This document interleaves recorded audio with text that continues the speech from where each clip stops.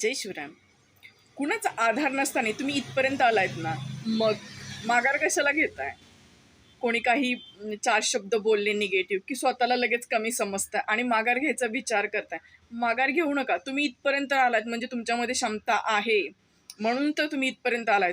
तेही कुणाचा आधार नसताना, कुणी साथ नसताना, कुणाचा मानसिक सपोर्ट नसताना तुम्ही एवढं करू शकताय, इथपर्यंत येऊ शकताय जिथे आता तुम्ही आहात.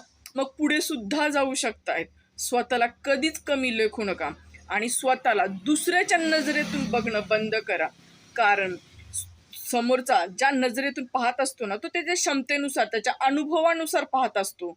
जर त्याने त्याच्या आयुष्यामध्ये स्वतःच काही केलं नसेल, तर तुम्हाला तो कसं काही काही करून देईल किंवा तुम्हाला कसं काय तो पॉझिटिव्ह सांगेल?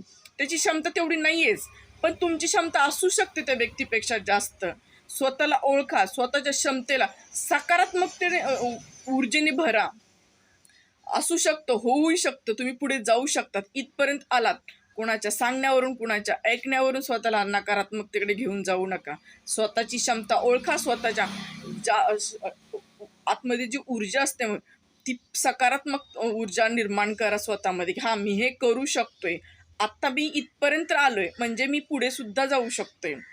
कुणाच्या जज करण्यावरून स्वतःला जज करू नका.